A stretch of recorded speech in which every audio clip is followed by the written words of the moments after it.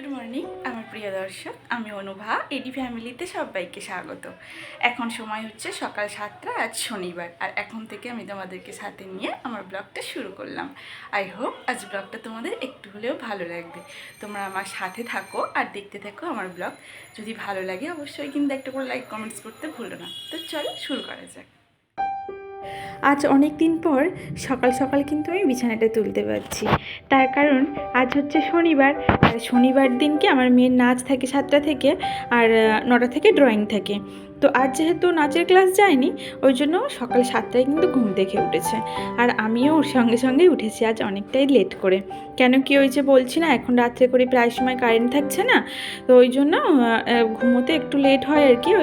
তার জন্য আর কি দেরি করে একটু উঠতে হচ্ছে। তো আজ যেহেতু 7টায় উঠেছি, ওই জন্য একসঙ্গে সব উঠে যাওয়ার জন্য আমি বিছানাটা সকাল সকাল তুলতে পারছি। আর সকাল সকাল বিছানাটা তুললে আমার মনটা খুব ভালো হয়ে যায়। কেন কি বিছানাটা ঘরের মধ্যে দেখবি, বিছানাটা একটু পরিষ্কার পরিচ্ছন্ন থাকলে যেন মানে সব কিছুই ভালো লাগে আর কি। বিছানাটা সবসময় আমি একটু পরিষ্কার পরিচ্ছন্ন টান টান করার চেষ্টা করি। আর তারপর দেখো এদিকে চলে এসেছি একটু ড্রেসিং টেবিলটা একটু ক্লিন করে নিতে, মানে ওই হালকা হাতে একটু মুছে মাছে নেবো, পুরো ডিপ ক্লিনিং না, হালকা হাতে একটু মুছে নেব। আর তোমাদেরকে তো বলেছি যে আমার এই ড্রেসিং টেবিলটা মানে দিনে যদি আমি দুবার করে মুছি, মানে এবেলা ওবেলা দুবেলা মুছি, তাহলে বোধহয় একটু ক্লিন থাকবে আর কি। মানে প্রচুর নোংরা হয় এই ঘরের ড্রেসিং টেবিল, কিন্তু আমার মেয়ের ঘরের ড্রেসিং টেবিলটা আমি যদি সপ্তাহে একবার করে মুছি, ওটা কিন্তু একদমই নোংরা হয় না। কেন কে জানি, বরঞ্চ আমার মেয়ের ঘরটা আরও রাস্তার পাশে, তাও ওটা কিন্তু নোংরা হয় না। আর এই ঘরটা কেন এত নোংরা হয় বুঝে উঠতে পারি না। তো যাই হোক, ড্রেসিং টেবিলটা মোছার পর এদিকে একটু দেয়াল আলমারিটাও পরিষ্কার করে নেব। কলিং দিয়ে না, কলিং দিয়ে মাঝে মধ্যে মুছি, কিন্তু আজকে আমি একটু হালকা হাতে এমনি শুকনো একটা কাপড় দিয়ে কিন্তু মুছে নেব। আর বারান্দার এই যে শাটার আর কাঁচগুলো না, আর গ্রিলগুলো অনেক দিন মোছা হয়নি, কিন্তু ওই জন্য এইগুলো একটু ভালোভাবে হালকা হাতে মুছে নেব। ডিপ ক্লিনিং না, এই কয়েকদিন পর তো রান্না পুজো আছে, মানে বিশ্বকর্মা পুজো আর কি। বিশ্বকর্মা পুজো যেহেতু আমাদের রান্না পূজা আছে, তো ওই জন্য আমাদের কিন্তু পুরো ঘরটাকে ডিপ ক্লিনিং করতে হয়। তখন অনেকটাই খাটনি। এই মাসের 18 তারিখ, মানে সেপ্টেম্বরের 18 তারিখ রান্না পুজো। তো ওই জন্য সেই সময় ভাবছি যে একবার ভালোভাবে ডিপ ক্লিনিং করে নেব। তাই এখন একটু হালকা হাতে যেগুলো মানে পরিষ্কার না করলেই নয় আর কি, সেইগুলোই পরিষ্কার করে নিচ্ছি।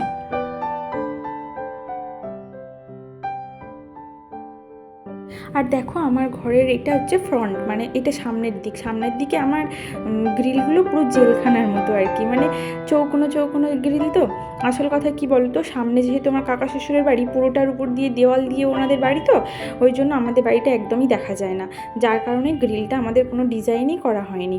ওই জন্য এরকমভাবে জেলখানার মতোই করা হয়েছে গ্রিলটা। আর এই গ্রিলগুলোর মধ্যে না আমার হাত ঢোকে না, ওই জন্য মুছতেও একটু সমস্যা হয়। ওই যেটুকু পারি সেটুকুই হালকা হাতে করে মুছে নেওয়ার চেষ্টা করি। আর তারপর দেখো এদিকে আমার মেয়ের ঘরটাও একটু গুছিয়ে রাখলাম। মেয়ে কাল সন্ধেবেলা পড়েছিল বিছানার উপরে, তো ওর বিছানাটা আর তোলেনি, মানে বই টইগুলো আর তোলেনি, সেইগুলোকেই আমি সকালবেলা ভালোভাবে গুছিয়ে আর এদিকে ওর বিছানাটা একটু ঝেড়ে ঝুড়ে পরিষ্কার করে দিলাম। আর তারপর আমি চলে এসেছি ঘর ঝাড়পোছ করতে। যেহেতু আজ শনিবার, মেয়ে স্কুলে যায় না, ওই জন্য আজ কিন্তু সকাল সকালে আমি ঘর ঝাড়পোছটা করে নিতে পারবো। আর বাসি ঘর বেশি বেলা পর্যন্ত থাকলেও বেশ ভালো লাগে না। কি করব বলো, যখন যেরকম তখন সেরকম করি, কিছু করার নেই। যখন মেয়ের স্কুল থাকে তখন আমার বেলায় না করেও কোনো উপায় নেই। কেন কি, ওরা তো 9:30টায় বেরোয়, তা 9:30টার মধ্যেই তো আমাকে রেডি করতে হবে না সব কিছু, যার কারণে আমাকে তখন ঘর ঝাড়পোছগুলো কিন্তু বেলাতে করতে হয়। আর এখন যেহেতু মেয়ের স্কুল নেই, আজ মানে শনিবার যেহেতু স্কুল যায় না, ওই জন্য আমি কিন্তু এটা সকাল সকালেই করে নিই। এটা শনি রবিবার আমি রোজ, মানে প্রত্যেকবারই শনি রবিবার কিন্তু আমি সকাল সকাল করি। আর যখন রবিবার করে ভাবি যে আমি একটু ঘরগুলো ডিপ ক্লিনিং করবো, তখন কিন্তু আমি সকাল সকাল করতে পারি না। মানে তখন ভাবি যে ডিপ ক্লিনিং করবো একটু দেরি করে, মানে অনেকটা দেরি হয়, ওই জন্য ডিপ ক্লিনিং করার পর একটু বেলাতেই কিন্তু ঘর ঝাড়পোছটা করি। তো চলো তাড়াতাড়ি করে কিন্তু আমার ঘর ঝাড় দেওয়া হয়ে গেছে, এবার কিন্তু ঘরগুলো একটু মুছে নেব। আমার 3টে ঘর, বারান্দা, ব্যালকনি, সিঁড়িঘর, এগুলো কিন্তু আমি রোজ দিন ঝাড়পোছ করি। আর যেহেতু অনেকটা বড় বড় ঘর, জানো তো আমার ঘরগুলো প্রচুর বড় বড়, তো সেই জন্য আমি সবগুলোকে কিন্তু একসঙ্গে ভিডিও করতে পারি না, কিছুটা ভিডিও করে করে দেখা। আর মাঝে মধ্যে তাও চেষ্টা করি সবগুলোকে ভিডিও করা। তোমরা তো জানো ঘর মুছতে, ঘর ঝাড় দিতে কতটা টাইম লাগে, আর তারপরে মানে ক্যামেরা নিয়ে যদি ঘুরে ঘুরে আমি ভিডিওগুলো করতে থাকি তাহলে অনেকটাই কিন্তু দেরি হয়ে যাবে। আর এমনিতে উঠেছিও আজ দেরিতে, আর আমাকে তো টাইম মতো আমার হাজব্যান্ডকে খেতেও দিতে হবে, তাই না? যার কারণে আমি কিন্তু সব ঘরগুলো ঝাড়পোছ দেখাতে পারিনি। তো যাই হোক, ওদিকে ঝাড় দিয়ে ঘরটর মুছে ভাবলাম নাইটিটা এখন আর চেঞ্জ করবো না, আগে বাসনগুলো মেজে নিই, কেননা বাসন মাজতে গেলে না পুরো ভিজে যায় আমি। ওই জন্য বাসনগুলো কিন্তু ভালোভাবে মেজে নিয়েছিলাম। নেওয়ার পর তারপর এদিকে জল ঝরানোর জন্য উপর করে দিলাম, আর তারপরে গিয়েছিলাম আমি নাইটিটা চেঞ্জ করতে। তো নাইটি চেঞ্জ করে এসে দেখছি যে আমার হাজব্যান্ড বাজার নিয়ে চলে এসছে। তো ভাবলাম যেহেতু আজ নোনা মাছ নিয়ে এসছে, তো মাছগুলোকে আগে আমি কোনো সদ্গতি করি, কেন কি নোনা মাছ বেশিক্ষণ থাকবে না, এটাকে আগে ধুয়ে নুন হলুদ না মাখিয়ে রাখলে না নষ্ট হয়ে যাবে। তো আজ নিয়ে এসেছিলো পমফ্রেট মাছ, ইলিশ মাছ আর একটু পুকুরের চিংড়ি। আমার অনেকদিন ধরে পুকুরের চিংড়ি খেতে খুব ইচ্ছা হচ্ছিলো, তো হাজব্যান্ডকে বলেছিলাম, তো পাচ্ছিল না, মানে সবসময় আসে না, তো যার জন্য আনা হয় না আর কি। তো মাছ পেয়েছিলো তাই নিয়ে এসেছিলো। তো মাছ টাছ কেটে ধুয়ে নুন হলুদ মাখিয়ে এদিকে আমি একটু ব্রেকফাস্ট করে নিচ্ছি। আর ব্রেকফাস্টে আজ হেভি কিছু খাইনি, ওই মুড়ি, শুকনো মুড়ি আর 3টে বিস্কিট নিয়েছিলাম। আর তারপর দেখো খাওয়া দাওয়ার পর অনেকটা টাইম রেস্ট নিয়েছি বসে, মানে সকাল টাইমটা তো হাজব্যান্ড আমি একটু বসে বসে গল্প করছিলাম। তো অনেকটা টাইম রেস্ট নেওয়ার পর এদিকে চলে এসেছিলাম কিন্তু আমি রান্নার জোগাড়ে, মানে আনাজগুলো কেটে নিতে। আর আজকে রান্না করব অনেক দিন পর ইলিশের ঝোল করব। মানে আমরা ইলিশ মাছটা আনলে স্বভাবত সর্ষে বাটা দিয়ে ঝাল করি। আজকে আমার ইচ্ছে হয়েছে যে একটু কালো জিরে ফোড়ন দিয়ে বেগুন আলু দিয়ে ইলিশ মাছের ঝোল খেতে। আর হাজব্যান্ডকেও বললাম, তো ও রাজি হয়ে গেছিলো। ওই জন্য ঝোলই করব আলু বেগুন দিয়ে। আর তারপর এদিকে দেখো আমি কুমড়োটা কেটে নিচ্ছি। কুমড়ো পুঁই শাক দিয়ে কিন্তু আমি চিংড়ি মাছগুলো একটু চচ্চড়ি করব। তো তাড়াতাড়ি করে আনাজ কেটে নিয়েছি। আর আজকে দেখো আমার কি দুর্ভাগ্য, সকালে কারেন্ট চলে গেছে 8টা নাগাদ, মানে 8টার সময় কারেন্ট গেছে, তখন আমার প্রায় কাজ কমপ্লিট। আমি যদি তখন মানে কারেন্টের কাজটা করে নিতে পারতাম, তো আমার এই হ্যাপাটা আর পোয়াতে হতো না। আমি কারেন্টের কাজটা কিন্তু করিনি। হ্যাঁ, তখন বসে বসে আমার হাজব্যান্ডের সঙ্গে গল্প করছি, ওই জন্য আমাকে এক ভোগান্তি। যেহেতু আমার এই শিলটা অনেক দিন আগেকার, মানে আজ থেকে ধরো 10 বছর আগেকার, আর সেই থেকে আমার শিল কোনো দিন কাটানো হয়নি, যার জন্য শিলে একটুকুও ধার নেই। আর মানে ভালোভাবে কোনো কিছুই বাটা যায় না, সেখানে আমি আদা জিরে বাটবো, মানে ভাবতে পারছো কতটা কষ্টকর। মানে খুবই কষ্ট হয়েছে আজ শিলনোড়াতে বাটতে। তবে একদিকে ভালো, অনেক দিন পরে কিন্তু শিলনোড়ার বাটনার রান্নাটা খেয়েছি, আর রান্নাটা আজ হেভি টেস্ট হয়েছিল। মানে দেখবে তুমি যে মিক্সিতে বাটনার যেরকম টেস্ট, তার থেকে কিন্তু শিলনোড়ার বাটনাটা আরও বেশি টেস্টি হয়। তো যাই হোক, ওই জন্য বলে যে সময়ের কাজ সময়ে করে নেওয়াই উচিত, সময়ের কাজ দেরি করলেই কিন্তু এটাই হয়, মানে ভোগান্তিটা ভুগতে হয় আর কি। তো যাই হোক, দেখো এদিকে আমার মাছগুলোও ভাজা হয়ে গেছিলো। প্রথমে ইলিশ মাছগুলো ভেজে নিলাম, আর ইলিশ মাছ ভাজাতে বসি না প্রচুর তেল উঠেছিল আজ ইলিশ মাছটা আজ অনেকটা বড় এনেছিল আর ভালো। তো যাই হোক, ইলিশ মাছ ভাজার পর পমফ্রেটগুলো ভেজে চিংড়ি মাছগুলো ভেজে নিলাম। চিংড়ি মাছগুলো ভাজা বসিয়ে এদিকে আমার বাবা কাল এসেছিলো, আমন্ড দিয়ে গেছে। তো সেই আমন্ডগুলো কালকে আর ঢালা হয়নি, তো সেগুলোকেই আমি একটা কৌটোতে ঢেলে রেখে দিচ্ছি। দেখো তার মধ্যে কিন্তু আমার এদিকে চিংড়ি মাছগুলোও ভাজা হয়ে গেছে। আর একটা জিনিস লক্ষ্য করো যে এই কড়াইটা আমার অনেক দিন আগেকার, মানে আমরা যখন আলাদা করেছিল আমার শ্বশুর শাশুড়ি, তখন এই কড়াইটা আমার শাশুড়ি মা আমাকে দিয়েছিল। কড়াইটা ছোট, আর যেহেতু আমি সবজিটা একটু বেশি বেশি রান্না করি, তো ওই জন্য আমার এই কড়াইতে ধরে না বলে এই কড়াইটা আমি ইউজ করি না। আর এই কড়াইটা কিন্তু মানে এইরকম অবস্থায় আমাকে দিয়েছিল, মানে নতুন কড়াই না, এই কড়াইটা যখন দিয়েছিল পুরানো কড়াই। তো যাই হোক, দেখো কড়াইটা তাও নতুনের মতো আছে। আর এটাকে অবশ্যই আমি চেষ্টা করব এরকম নতুনের মতোই রাখতে, যেন কি মানুষ তো একবারই ভুল করে না, ভুল একবার আমার হয়ে গেছে, তো সেই ভুলটা আমি আর সেকেন্ডবার কিন্তু করব না। তো যাই হোক, দেখো এদিকে কিন্তু আমি রান্না বসিয়ে দিয়েছি। আর কি দেখো, আমি প্রথম ভেবেছিলাম যে চিংড়ি মাছগুলো ভেজেছি, তো চিংড়ি মাছ ভাজাতে একেবারে ওখানে মানে পুঁইশাক কুমড়ো দিয়ে যে চচ্চড়িটা করে নেবো, ওই জন্য আমি 5 ফোড়নটা দিয়েছি। আর আমার ইচ্ছা কিন্তু আজ কালো জিরে দিয়ে আমি একটু বেগুন আলুর তরকারিটা খাবো, মানে ইলিশ মাছের ঝোলটা আর কি। তো সেটাই আর হলো না। তো লাস্ট মনে পড়লো যে আমি বেগুন আলুটা দিয়ে ফেলেছি, ওই জন্য পরে আবার একটু কালো জিরে নিয়ে কিন্তু দিয়েছিলাম ফোড়নে। তো আর কি সেই টেস্টটা আসে বলো।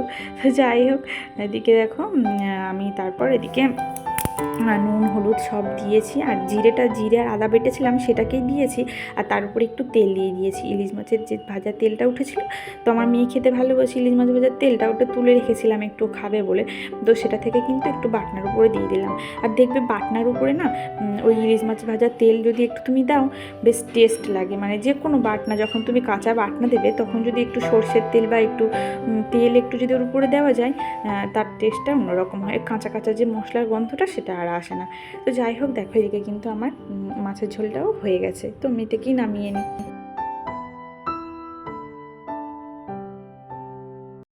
মাছের ঝোলটা হয়ে যাওয়ার পর আমি কিন্তু কড়াইটা আর একবার একটু সাবান স্কচ ব্রাইট দিয়ে ভালোভাবে মেজে নেব। আর এই মেজে নিলে কী হয় বলো তো, যখন রান্নার শেষে ভালোভাবে কড়াইটা মাজবো না, তখন কিন্তু এতটা কষ্ট করতে হয় না। কেন কি অনেকটাই মানে তেল মশলা অনেকটাই উঠে যায় মাজার পর।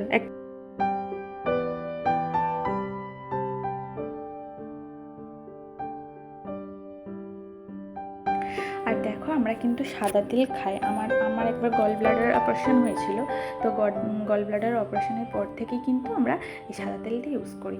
আমি সাদা তেলে সব কিছু করি, মাটন চিকেন সব কিছুই কিন্তু আমি সাদা তেলে করি। তো সাদা তেলের রান্না খাই, আর আমরা তেল মশলা অনেকটাই কম খাই। তোমরা দেখলেই বুঝতে পারবে যে কতটুকু তেলে আমি রান্না করি। আমি মানে এতটা তেল দিত যে আমার সবজি টবজি দেওয়ার পর না কড়াইটা পুরো লেগে যায় আর কি, মানে সবজিগুলো আর নাড়িয়ে তুলতে পারে না, এরকম একটা ব্যাপার। মানে এতটাই কম তেল খাই।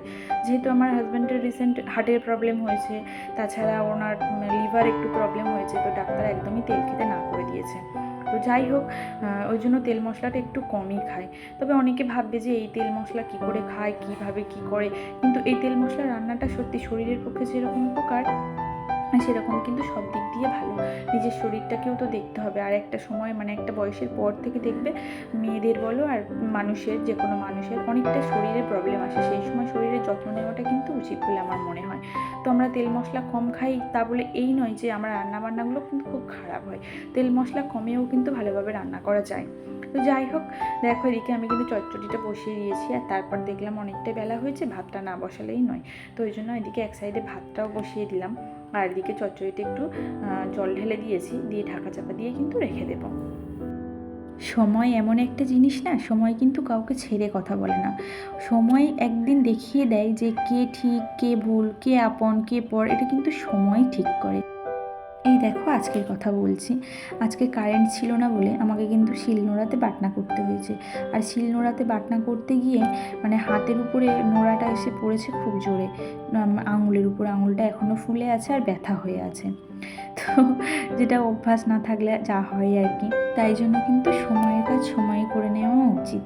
তো আমি সময়ের সময় কি করেছিলাম, তখন আমি বসে শুয়ে কাটিয়েছি, অন্যান্য কাজ করেছি, এই কাজটা কিন্তু আগে করিনি, এটা কিন্তু আমার প্রয়োজন ছিল। তো ওই জন্য সময়ের কাজ সবসময় সময়ে করে নেওয়া উচিত। তো যাই হোক, কি আর করা যাবে। দেখো আজ আমার রান্নাবান্না কমপ্লিট হয়ে গেল, আর এদিকে কিন্তু আমি কিচেনটা একটু ভালোভাবে ক্লিন করে নিচ্ছি। তো বন্ধুরা, আজ ভিডিওটা কিন্তু আমি এই পর্যন্ত শেষ করব। দেখা হচ্ছে নেক্সট ভিডিওতে। ততক্ষণ সবাই খুব ভালো থেকো আর সুস্থ থেকো, সাবধানে থেকো, টাটা।